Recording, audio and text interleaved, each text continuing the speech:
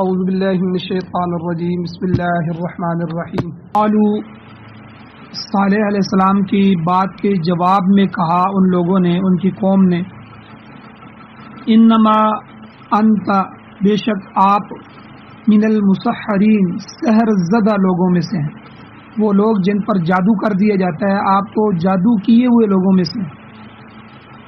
ما انت، نہیں ہے تو اے صالح، قوم نے یہ کہا کہ نہیں ہے تو، الا بشر مثلنا، مگر ہمارے جیسا انسان ہے، فأت بآیۃ، پس لے آ تو کوئی نشانی، ان کنت من الصادقین، اگر تو سچوں میں سے ہے۔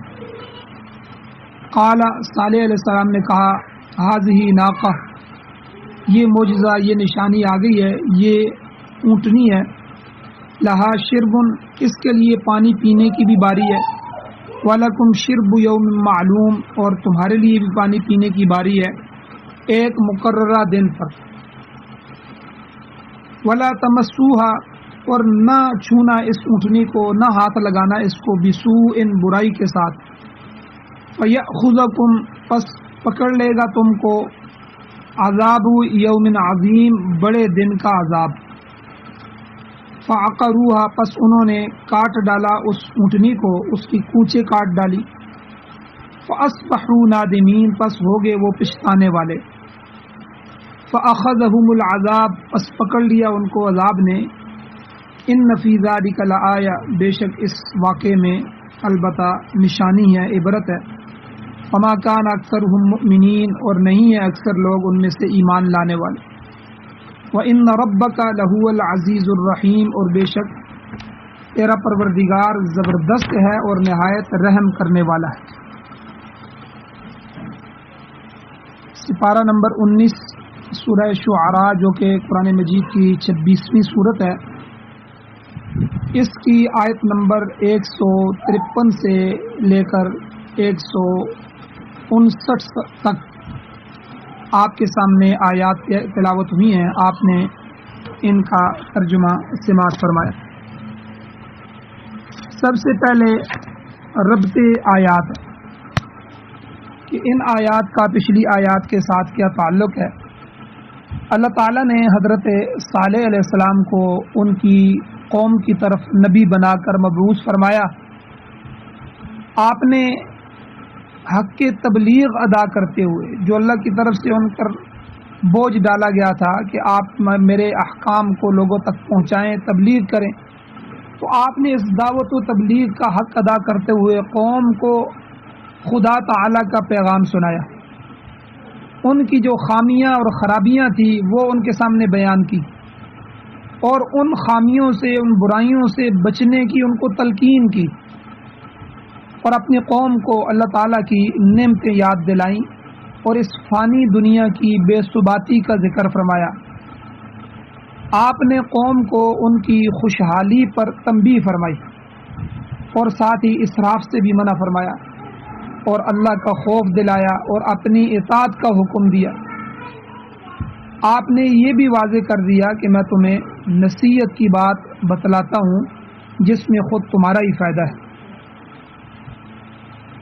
اب قوم سمود کا جواب کیا تھا؟ آپ کی قوم نے پیغام حق سن لیا، سن کر اس کو تسلیم کرنا چاہیے تھا، لیکن تسلیم کرنے کی بجائے نہایت ہی متکبرانہ انداز میں، تکبرانہ طریقے سے یوں جواب دیا۔ قوم نے کہا، قالو، کہنے لگے، انما انت من المسحرین، پہلی بات تو یہ ہے کہ آپ سحر زدہ لوگوں میں سے ہیں، آپ پر جادو کر دیا گیا ہے۔ اور یہ بات یاد رکھیں کہ یہ الزام صرف قوم سمود نے نہیں لگایا، بلکہ دوسرے بعض انبیاء کو، بلکہ اکثر انبیاء کو بھی یہی کہا گیا۔ مثلا حضرت موسیٰ علیہ السلام، حضرت ہارون علیہ السلام، ان کے متعلق کیا کہا گیا کہ یہ جادوگر ہیں۔ اور قریش مکہ نے اہل ایمان کو خطاب کر کے کیا کہا کہ ان تتبعون الا رجلا مسحورا، سورہ بنی اسرائیل کی آیت نمبر 47 ہے، کہ مکہ کے کافروں نے، مکہ کے مشرکوں نے ایمان والوں کو، صحابہ کو کہا کہ ان تتبعون، تم کس کی اتباع کرتے ہو؟ یعنی نہیں تم اتباع کرتے الا مگر رجلن ایک ایسے آدمی کی کہ مسحورہ جو سحر زدہ ہے، کہ تم تو سحر میں مبتلا، جادو میں مبتلا آدمی کی اتباع کر، اس پر تو کسی نے جادو کر دیا ہے اور یہ شخص جادو کی وجہ سے بہکی بہکی باتیں کرتا ہے، کبھی ہمارے خداؤں کو، ہمارے بتوں کو برا بھلا کہتا ہے۔ اور پھر جب مشرکین نے معجزہ شق القمر دیکھا، چاند کے ٹکڑے ہوتے دیکھا، تو کہنے لگے سحر مستمر، سورہ قمر کی آیت نمبر 2 ہے، کہ کہنے لگے کہ یہ تو چلتا ہوا جادو ہے، یعنی پہلے بھی لوگ جادو کرتے تھے، اب یہ شخص بھی کر رہا ہے۔ تو یعنی کتنے بدبخت تھے کہ حضور علیہ السلام سے معجزہ مانگا کہ یہ چاند جو ہمیں نظر آ رہا ہے، آپ اس چاند کو 2 ٹکڑے کر دیں اللہ کے حکم سے، اگر آپ نبی ہیں۔ تو حضور علیہ السلام نے اس معجزے کو سچ کر دکھایا اور ان سب نے دیکھا کہ چاند 2 ٹکڑے ہو گیا۔ اب مشرکین مکہ جو ہے ان کو چاہیے تھا کہ وہ اس معجزے کی وجہ سے حضور علیہ السلام کو اللہ کا سچا نبی مان لیتے، حضور کی کتاب قرآن مجید پر ایمان لے آتے، وحی کے اوپر زندگی گزارتے، لیکن بدبخت کہنے لگے کہ سحر مستمر، یہ تو چلتا ہوا جادو ہے، پہلے سے چلا آ رہا ہے۔ تو اسی طرح یہاں ان آیات میں بھی کہ صالح علیہ السلام کو بھی انہوں نے یہی کہا کہ انما انت من المسحرین، کہ تو مسحرین میں سے ہے، یعنی تجھ پر کسی نے جادو کر دیا اور اس جادو کی وجہ سے تمہاری عقل خراب ہو گئی۔ اب فرعون کی طرح وہ بھی اپنی کارگزاری کو ہی عقل مندی سمجھتے تھے۔ فرعون نے اپنی قوم کو اس طرح ورغلایا تھا کہ موسیٰ علیہ السلام دیکھو تمہیں گمراہ کر رہا ہے، وما اہدیکم الا سبیل الرشاد، سورہ مومن کی آیت نمبر 29 میں، کہ مگر میں تمہیں ٹھیک راستہ بتاؤں، وما اہدیکم، نہیں میں تمہیں ہدایت دیتا، الا سبیل الرشاد، مگر سیدھے راستے کی طرف۔ یعنی فرعون قوم کو کہنے لگا دیکھو موسیٰ تمہیں گمراہ کر رہے ہیں، موسیٰ تمہیں بہکا رہے ہیں، ورغلا رہے ہیں، میں تمہیں ہدایت دینے والا ہوں، میرا راستہ اپناؤ۔ ہمارے آباء و اجداد کا راستہ یہی تھا، وہ بالکل ٹھیک تھے، ان کا طور طریقہ بھی درست تھا اور ہم اسی کے پابند ہیں۔ موسیٰ علیہ السلام اس کے جو حواری تھے وہ بہک گئے، جو عجیب و غریب باتیں کرتے ہیں، تو انہوں نے کہا کہ دیکھو موسیٰ عجیب باتیں کرتے ہیں کہ ہم نے اپنے بڑوں سے آج تک کبھی نہیں سنی۔ تو بہرحال کبھی ان بدبختوں نے اپنے پیغمبر کو کاہن کہا، کبھی شاعر کہا، کبھی جادوگر کہا، سحر زدہ کہا۔ تو بعض مفسرین فرماتے ہیں کہ سحر پھیپھڑے کو بھی کہا جاتا ہے، تو مراد ان کی یہ تھی کہ یہ شخص تو پھیپھڑا رکھنے والا انسان ہے، یعنی یہ تو کھانا کھاتا ہے، انسانوں کی طرح سانس لیتا ہے، بھلا ہم ایسے شخص کو رسول کیسے تسلیم کر لیں۔ تو اگر یہاں اس کا یہ معنی لیا جائے پھیپھڑے کا، تو اس کا معنی یہ بنے گا کہ یہ تو ہماری طرح انسان ہے۔ تو اس کے علاوہ سحر کا معنی دھوکہ بھی ہوتا ہے، دھوکے میں ڈالنا، دھوکہ دینا، جیسا کہ کسی شاعر نے عربی کا شعر ہے کہا ہے، ارانا موضعینا لامر غیب ونسحر بالطعام وبالشراب، کہ ہم غیب کی طرف اپنی سواریاں تیزی کے ساتھ دوڑا رہے ہیں، پتہ نہیں آگے کیا ہوگا، مگر ہمیں کھانے پینے سے دھوکہ دیا جاتا ہے۔ ونسحر، یہاں دھوکہ دیا جاتا ہے، تو ہمیں کھانے پینے کا لالچ دے کر اس طرف لگا دیا گیا ہے جس کے انجام کا ہمیں کچھ علم نہیں۔ تاہم اس مقام پر پہلا معنی ہی زیادہ متبادر ہے کہ تو سحر زدہ آدمی ہے۔ اب قوم سمود نے حضرت صالح علیہ السلام پر یہ اعتراض بھی کیا، کہنے لگے ما انت الا بشر مثلنا، کہ تو ہمارے جیسا ہی انسان ہے، تمہیں ہم پر کون سی فوقیت حاصل ہے جو تم نبوت اور رسالت کا دعویٰ کر رہے۔ یہ حقیقت ہے کہ مادہ پرست جو لوگ ہیں، مادہ پرست، دنیا کے طالب اور حریص، وہ حقیقت کو پائے بغیر محض ظاہری صورت دیکھ کر ہی الٹا سیدھا فیصلہ کر لیتے ہیں۔ امام شاہ ولی اللہ محدث دہلوی رحمۃ اللہ علیہ اپنی کتاب الفوز الکبیر کے صفحہ 11 پر لکھتے ہیں کہ اکثر کفار اور مشرکین نے بشریت کو رسالت کے منافی سمجھ کر ہی رسالت اور نبوت کا انکار کیا اور حقیقت کو نہ جانا۔ کہتے تھے کہ یہ رسالت کا جو دعوے دار ہے یہ بھی ہماری طرح کھاتا ہے، ہماری طرح پیتا ہے، ہماری طرح ہی اس کے بال بچے ہیں، ہماری طرح ہی بازاروں میں جاتا ہے، سودا سلب خریدتا ہے، بھلا ہم اس کو کیسے نبی مان لیں؟ مگر حقیقت یہ ہے کہ لوازمات بشریت جو ہیں یہ نبوت اور رسالت کے ہرگز منافی نہیں، ہرگز مخالف نہیں۔ اللہ تعالیٰ انسانوں میں سے ہی رسول اور نبی منتخب کرتا ہے، مگر ان کے قلب اور دماغ کو کمال حاصل ہوتا ہے۔ نبیوں کا جو دل اور نبیوں کا جو دماغ ہوتا ہے اللہ اس کو کمال عطا فرما دیتے ہیں، اور ان کی روحانیت ایسی بے مثال ہوتی ہے جو عام انسانوں کے لیے ممکن ہی نہیں ہے۔ اللہ تعالیٰ نے خود خاتم النبیین حضور نبی اکرم صلی اللہ علیہ وسلم کی زبان سے بھی کہلوایا قرآن مجید میں، سورہ کہف کی آیت نمبر 110 ہے۔ حضور سے فرمایا قل، اے میرے نبی آپ کہہ دیں، آپ اعلان کریں، انما انا بشر مثلکم، میں تمہارے جیسا ہی انسان ہوں، یوحا الیہ، البتہ ایک فرق یہ ہے کہ میرے اوپر وحی کی جاتی ہے، تمہارے اوپر وحی نہیں ہوتی۔ میں پیغمبر ہوں، تم پیغمبر نہیں ہو۔ وحی کا نزول کوئی معمولی چیز نہیں ہے، یہ تو اللہ تعالیٰ کا خاص انتخاب ہوتا ہے۔ اللہ تعالیٰ ہر انسان کی استعداد اور صلاحیت کو خوب جانتا ہے، اور وہ یہ بھی جانتا ہے کہ منصب رسالت جو ہے، منصب نبوت جو ہے، اس کے لائق کون انسان ہے۔ تو بہرحال قوم فرعون نے صالح علیہ السلام کی ظاہری شکل و صورت دیکھ کر آپ کی رسالت کا انکار کر دیا اور حقیقت کو نہ پا سکے۔ مولا روم رحمۃ اللہ علیہ نے صورت پرست جو لوگ ہیں ان کا حال اس طرح بیان کیا ہے کہ فارسی کے شعر ہیں جن کا مطلب یہ ہے کہ صورت پرست صرف ظاہری صورت کو ہی سمجھ رہا ہے اور وہ جان اور روحانیت کی حقیقت سے بے بہرہ ہے۔ صورت سے گزر کر حقیقت کو بھی دیکھ لو، کیونکہ محض ظاہری سیپ مقصود نہیں ہوتا بلکہ اس کے اندر موجود موتی مطلوب ہوتا ہے۔ یہ رومی فرماتے ہیں مطلب یہ کہ صرف ظاہری شکل و صورت کو دیکھ کر یہ کہہ دینا کہ یہ بھی انسان ہے اور ہم بھی انسان ہیں، یہ درست نہیں، بلکہ نبی کے اندر پائی جانے والی حقیقت، نبی کے اندر پائے جانے والا صبر، تحمل، حوصلہ، کمال اور صفات، ان پر بھی نگاہ ہونی چاہیے۔ تو مثال کیا دی کہ ہم جو ظاہری سیپ ہوتا ہے سمندر میں، جو سیپ، اس سیپ کو ہم نہیں دیکھتے بلکہ اس سیپ کو کاٹ کے بیچ میں سے جو موتی ہوتا ہے وہ موتی ہمیں مطلوب ہوتا ہے۔ ہم سیپ پکڑتے ہیں تو لوگ سمجھتے ہیں یہ تو کیڑا پکڑ رہا ہے، لیکن اندر جو موتی چھپا ہوا ہوتا ہے قیمتی، وہ اس پر نگاہ ہوتی ہے اس پکڑنے والے کی۔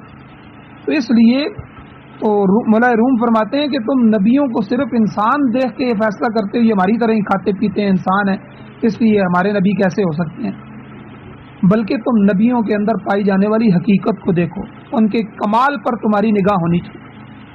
فرمایا تم نے صرف ظاہری صورت پر انکار کرنے کا فیصلہ کر لیا ہے، یہ تو عقل مندی نہیں ہے، یہ تو پرلے درجے کی گمراہی ہے۔ اور یہ لوگ پرلے درجے کی گمراہی میں مبتلا ہو کر سمجھتے تھے کہ ہم بڑے عقل مند ہیں، ہم نے تو بڑا اچھا فیصلہ کر لیا۔ تو یہاں بھی یہ کہنے لگے کہ تو ہمارے جیسا آدمی ہے، ہماری برادری کا ہے اور ہماری قوم کا جانا پہچانا ہے، ہم تجھے کیسے رسول مان؟ مشرکین مکہ بھی یہی کہتے تھے کہ ابو طالب کے یتیم بھتیجا، حضور علیہ السلام چونکہ ابو طالب کے بھتیجے تھے اور یتیم تھے، کہتے ہیں ہم اس یتیم کو کیسے رسول مان لیں؟ لولا نزل هذا القرآن على رجل من القريتين عظیم، سورۃ الزخرف کی آیت نمبر 31 میں، کہ وہ کہتے تھے کہ یہ قرآن مکے اور طائف کی بستیوں میں سے کسی صاحب حیثیت آدمی پر کیوں نہیں اترا؟ یہاں بڑے بڑے سردار ہیں، ابو الحکم جیسا ہے اور عبد اللیل ہے، مسعود ہے اور حبیب ہے، اس جیسے بڑے بڑے عظیم عقل مند اور صاحب حیثیت لوگ موجود ہیں۔ اللہ نے اگر کسی کو نبی بنانا تھا تو ان میں سے کسی کو بناتا۔ یہ تو ہماری عقل اور فکر سے باہر ہے کہ ہم محمد رسول صلی اللہ علیہ وسلم کو رسول ماننے کے لیے تیار نہیں۔ تو یاد رکھیں صورت پرست اور مادہ پرستوں کی سوچ یہ اسی حد تک محدود ہوتی ہے۔ تو بہرحال پہلے تو قوم سمود نے صالح علیہ السلام کی بشریت کی بنا پر انکار کیا، پھر کہنے لگے فَأْتِ بِآیَةٍ إِن كُنتَ مِنَ الصَّادِقِينَ، اگر تو سچا ہے تو کوئی نشانی پیش کر، کوئی معجزہ پیش کر، اور نشانی بھی ایسی ہو کہ جو ہم خود طلب کریں، جو ہم کہیں۔ اور یہ لوگ چونکہ سنگ تراش تھے، پتھروں کو تراشتے تھے، پتھروں کے ساتھ ان کو خاص تعلق تھا، تو لہٰذا انہوں نے نشانی بھی ایسی ہی طلب کی۔ کہنے لگے کہ دیکھو اس سامنے والی چٹان سے، یہ جو پہاڑ ہے، پہاڑ کی ایک بہت بڑی چٹان تھی، کہتے اس چٹان سے ایک اونٹنی نکال کر دکھائیں، اور اونٹنی بھی کیا ہو، گابن ہو، اور نکلتے ہی وہ 10 مہینے کی گابن ہے تو وہ نکلتے ہی بچہ بھی جنے۔ تو گویا کہ یہ ان کے نزدیک ایک بہت بڑی چیز تھی، تو انہوں نے اس کا مطالبہ کر دیا۔ اور اس وقت بہت سے لوگ جمع تھے۔ صالح علیہ السلام نے نماز پڑھی اور بارگاہ رب العزت میں دعا کی، چنانچہ لوگ دیکھ رہے تھے اور تمام لوگوں کے سامنے چٹان پھٹی اور چٹان میں سے اونٹنی پیدا ہوئی۔ پھر اس اونٹنی نے پیدا ہوتے ہی بچہ بھی جنا۔ یہ بہت لمبی چوڑی اونٹنی تھی۔ ابو موسیٰ اشعری رضی اللہ تعالیٰ عنہ کی روایت میں آتا ہے کہ میں نے وہ مقام دیکھا ہے جس جگہ صالح علیہ السلام کی اونٹنی بیٹھتی تھی، اور وہ ابو موسیٰ اشعری فرماتے ہیں کہ یہ جگہ 90 فٹ مربع ہے، یعنی مربع میں یہ 90 فٹ۔ اللہ نے اپنی قدرت کاملہ سے یہ نشانی دکھلائی اور اس اونٹنی کو پیدا فرمایا، اور اس سے پیدا ہوتے ہی اس نے بچہ جنا۔ اور یہ اونٹنی ادھر ادھر گھومتی پھرتی تھی، دوسرے جانور اس کی شکل و صورت سے گھبراتے تھے۔ تو بہرحال اب کھانے پینے کی باری بھی تھی کہ جب اونٹنی نکلی وہ کھائے گی بھی اور پیے گی بھی۔ تو جب وہ اونٹنی چٹان سے برآمد ہوگی تو اللہ کا حکم بھی ساتھ ہی آ گیا۔ قال، صالح علیہ السلام نے کہا، ہذہ ناقہ، یہ اونٹنی ہے جو تم نے طلب کی ہے، جو تم نے معجزہ مانگا ہے، یہ دیکھو اونٹنی نکل آئی ہے، بچہ پیدا کر دیا اس نے۔ لہا شرب ولکم شرب یوم معلوم، اس کے لیے بھی پانی پینے کی باری ہے اور تمہارے لیے بھی پانی پینے کی باری ہے، ایک مقررہ دن پر۔ ایک دن چشمے سے یہ اونٹنی پانی پیا کرے گی، اور دوسرے دن تم اپنے جانوروں کو سیراب کیا کرو گے، تمہارے جانور پانی پئیں۔ چنانچہ دن مقرر کر لیے گئے، ایک دن اکیلی اونٹنی پانی پیتی تھی اور دوسرے دن باقی جانور۔ تو اس آیت سے مفسرین نے یہ مسئلہ نکالا ہے کہ اگر کسی چیز میں بعض لوگوں کا اشتراک ہو، ایک چیز بہت سے لوگوں میں مشترک ہو، تو آپس میں باری مقرر کی جا سکتی ہے۔ مثلا اگر کسی کا کنواں مشترکہ کنواں ہے تو پانی نکالنے کی باری ٹھہرائی جا سکتی ہے۔ کوئی جانور ہے تو اس کی سواری یا دودھ وغیرہ کے لیے روزانہ یا ہفتہ وار یا ماہانہ کی بنیاد پر باری ٹھہرائی جا سکتی ہے۔ کئی دفعہ جو ہے وہ 2 گھر ہوتے ہیں تو اس میں جو موٹر ہوتی ہے تو موٹر مشترک ہوتی ہے، تو اس کا ظاہر بات ہے بجلی کا بل ہوتا ہے، تو اب 15 دن ایک گھر سے جو ہے وہ بجلی لگائی جا سکتی ہے اور 15 دن دوسری کا گھر سے، اور ٹینکیاں وہ ایک ہی ہوتی ہیں جس سے پانی پی سکے۔ تو اس لیے بہرحال یہاں سے یہ مسئلہ نکلتا ہے کہ اگر کسی کا کوئی معاملہ مشترکہ ہو تو وہ دونوں روزانہ کی بنیاد پر بھی نفع میں چل سکتے ہیں اور اس سے فائدہ اٹھا سکتے ہیں، اور آپس میں باری بھی مقرر کر سکتے ہیں۔ تو بہرحال یہ سلسلہ کچھ عرصہ چلتا رہا۔ اسی دوران بعض لوگوں کو خیال پیدا ہوا کہ یہ اونٹنی تو ہمارے لیے عذاب بن چکی ہے، اتنی بڑی لمبی چوڑی اونٹنی ہے، اور اسے دیکھ کر ہمارے جانور ڈر جاتے ہیں۔ اور پھر دوسرا نقصان یہ ہے کہ یہ ایک دن اکیلی جو ہے یہ سارا پانی پی جاتی ہے، اور جو چراگاہ ہے چرنے والی اس میں یہ ایک دن میں سارا گھاس چر لیتی ہے، اور دوسرے دن ہمارے جانوروں کے لیے کم ہوتا ہے، اور پھر ایک دن ہمارے جانوروں کو بھوکا اور پیاسا رہنا پڑتا ہے۔ تو اس سے کسی طرح چھٹکارا حاصل کرنا چاہیے۔ تو حضرت صالح علیہ السلام نے لوگوں کو خبردار کر دیا، وَلَا تَمَسُّوهَا بِسُوءٍ، لوگوں اس اونٹنی کو برائی کے ساتھ مت چھونا، اس کو بری نیت سے ہاتھ نہ لگانا، اس کو زخمی نہ کرنا۔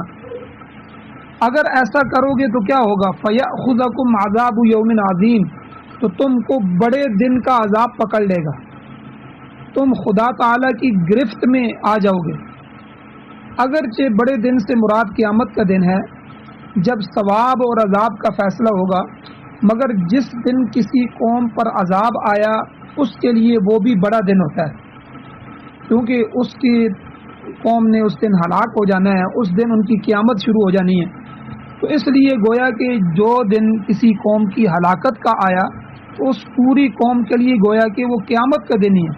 تو اس لیے یہاں اللہ نے فرمایا کہ اگر دنیا میں تم اس کو زخمی کرو گے یا اس کے بارے میں برا خیال کرو گے یا اس کو قتل کرنے کا سوچو گے تو فَيَأْخُذَكُمْ عَذَابُ يَوْمٍ عَظِيمٍ، پہلے ہی سن لو تو بڑے دن کا عذاب تم پر آ جائے گا۔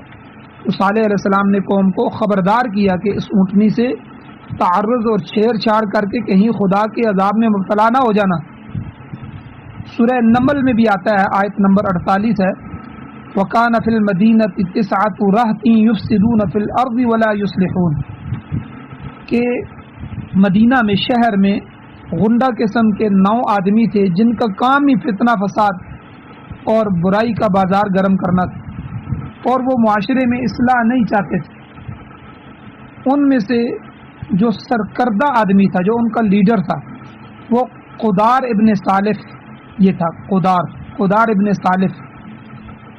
اس اونٹنی کو راستے سے ہٹانے کے لیے ان بدماشوں کی خدمات حاصل کی گئی، اور شہر میں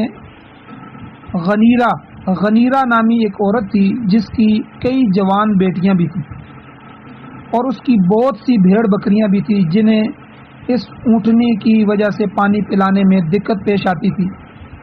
اس عورت نے قدار ابن صالح سے معاملہ طے کیا کہ اگر وہ اونٹنی کو قتل کر دے تو وہ اپنی لڑکی کا نکاح اس کے ساتھ کر دے گی۔ قدار نے اپنے غنڈہ ساتھیوں سے مشورہ کیا اور پھر وہ اونٹنی کی گزرگاہ پر آ گئے جہاں سے وہ گزرتی تھی۔ تو ایک درہ تھا، بہت بڑا پہاڑی درہ، تو اس درے میں وہ چھپ کر بیٹھ گئے۔ جو ہی اونٹنی وہاں سے گزری فَعَقَرُوهَا، قرآن کہتا ہے انہوں نے اس کے پاؤں کاٹ ڈالے، پاؤں کی جو کونچے ہوتی ہیں کونچے کاٹ ڈالے، اور جب اونٹنی گر پڑی تو تمام ساتھیوں نے مل کر اس کے ٹکڑے ٹکڑے کر دیے۔ اونٹنی کا بچہ بھی ساتھ تھا۔ ماں کو قتل ہوتے دیکھ کر اس نے ایک خوفناک چیخ ماری، اور پھر وہ اسی چٹان میں غائب ہوگا جہاں سے اونٹنی برآمد ہوئی۔ اب اونٹنی کے قتل پر صالح علیہ السلام نے قوم کو سخت تنبیہ کی تھی، سرزنش کی تھی، اور عذاب کی آمد کی پیشن گوئی کی تھی۔ تو صالح علیہ السلام نے فرمایا کہ تمہیں 3 دن کی مہلت دی گئی ہے، اس کے بعد تم پر سخت عذاب آنے والا۔ یہ جان کر فَأَصْبَحُوا نَادِمِينَ، قوم کے لوگ پشیمان ہو گئے، سخت پریشان ہوئے کہ وہ کیا کر بیٹھے۔ یہ پشیمانی توبہ والی نہیں تھی کہ ایک بندے کو پشیمانی ہوتی ہے وہ اپنے عمل سے توبہ کرتا ہے، بلکہ غلط کام کرنے کی محض ندامت تھی، محض شرمندگی تھی۔ ان کی اکڑ جو ہے وہ اپنی جگہ بدستور قائم تھی، تکبر اور ضد اپنی جگہ تھے، ایمان لانے والے نہیں تھے۔ تو جب یہ 3 دن گزر گئے تو اللہ کہتے ہیں فَأَخَذَهُمُ الْعَذَابُ، تو ان کو عذاب نے آن پکڑا۔ عذاب کیا تھا کہ نیچے سے زمین میں سخت زلزلہ آیا اور اوپر سے سخت قسم کی چیخ آئی، جس سے اس قوم کے 1700 شہر اور قصبات یعنی دیہات وہ ملیہ میٹ ہو گئے۔ 1700 شہر اس زلزلے اور سخت قسم کی چیخ کی وجہ سے۔ بہت سے لوگوں نے زلزلوں کو دیکھا ہوگا، بھی پچھلے حالیہ دنوں میں ترکی میں زلزلہ آیا اور کتنے بڑے بڑے شہر جو ہیں وہ دنیا کے نظروں سے غائب ہو گئے، اور لاکھوں لوگوں کا نقصان ہوا جو اس زلزلے میں فوت ہوئے، اور کتنے ہی سمندر کی جو ہے وہ عذابات دنیا میں آتے رہتے ہیں، سونامی آتے ہیں، اور کتنی لاکھوں کی جو ہے وہ لوگ اس میں بہہ جاتے ہیں۔ تو بہرحال یہ ایک زلزلہ تھا زمین پر، اور اوپر سے اللہ کی طرف سے سخت چیخ تھی، تو 1700 شہر اور قصبات ملیہ میٹ ہو گئے۔ زلزلے سے ان کی عمارتیں تباہ ہو گئیں، کچھ ان کے نیچے دب کر مر گئے، اور باقی جو بچے تھے ان کو چیخ کی وجہ سے ان کے جگر پھٹ گئے اور وہ سارے کے سارے ہلاک ہو گئے۔ صرف کم و بیش 400 افراد بچے جو صالح علیہ السلام پر ایمان لا چکے تھے، ایمان والے تھے۔ پھر ان کو حکم ہوا کہ وہاں سے چلے جائیں، چنانچہ صالح علیہ السلام اہل ایمان کو لے کر اس اجڑی ہوئی بستی سے نکل گئے، کیونکہ وہ اب عبرت کا نشان بن چکی تھی اور وہاں سے عذاب آ چکا تھا، اور عذاب والی جگہ میں نبی کو اور ایمان والے کو رکنے کا حکم نہیں ہوتا۔ تو اس لیے حضرت صالح علیہ السلام کو حکم ہوا، وہ جو 400 کم و پیش افراد جو تھے، جو اہل ایمان تھے، بچ گئے تھے، ان کو لے کر صالح علیہ السلام وہاں سے نکل گئے۔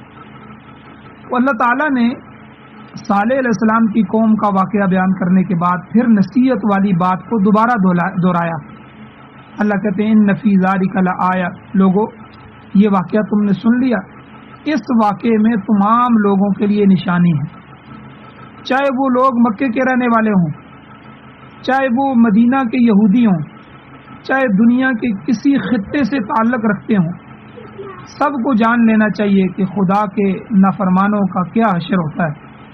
ان تباہ شدہ جو قوم ہیں، ان قوموں کی عمارات کے کھنڈرات بول بول کر درس عبرت دے رہے ہیں کہ دیکھو اللہ کے نبیوں کی نافرمانی نہ کرنا، ورنہ تمہارا حشر بھی سابقہ قوموں سے مختلف نہیں ہوگا۔ ان تمام تر تنبیہات کے باوجود اللہ تعالیٰ نے فرمایا وما کان اکثرهم مؤمنین، اکثر لوگ ایمان قبول نہیں کرتے، توحید کو ماننے والے بہت قلیل لوگ ہوتے ہیں۔ آج بھی دنیا بھر میں دیکھ لیں، کل دنیا کی جو آبادی ہے اس کا 3/4 حصہ کافر اور مشرک، 8 ارب کی آبادی میں سے 6 ارب کافر ہیں، مشرک ہیں، جبکہ توحید کے پرستار صرف 4 یا 5واں حصہ ہیں۔ فرمایا وَإِنَّ رَبَّكَ لَهُوَ الْعَزِيزُ الرَّحِيمُ، بے شک تیرا پروردگار کمال قدرت کا مالک، وہ جب چاہے گرفت کر لے اور سزا دے دے، وہ انتہائی مہربان بھی ہے کہ اپنے بندوں کی نہایت ہی خطرناک حالات میں بھی حفاظت کرتا ہے اور ان کو راہ دکھلاتا ہے۔ چنانچہ اللہ تعالیٰ نے صالح علیہ السلام کو بھی اور آپ کے ساتھیوں کو بھی اس عذاب دہ بستی سے چلے جانے کا حکم دیا، اور آپ وہاں سے حضر موت کی طرف چلے گئے۔ حضر موت کا یہ جو علاقہ تھا، اس علاقے کی طرف حضرت صالح علیہ السلام نے ہجرت فرمائی۔ اللہ تعالیٰ سے دعا ہے اللہ ہمیں عمل کی توفیق عطا فرمائے۔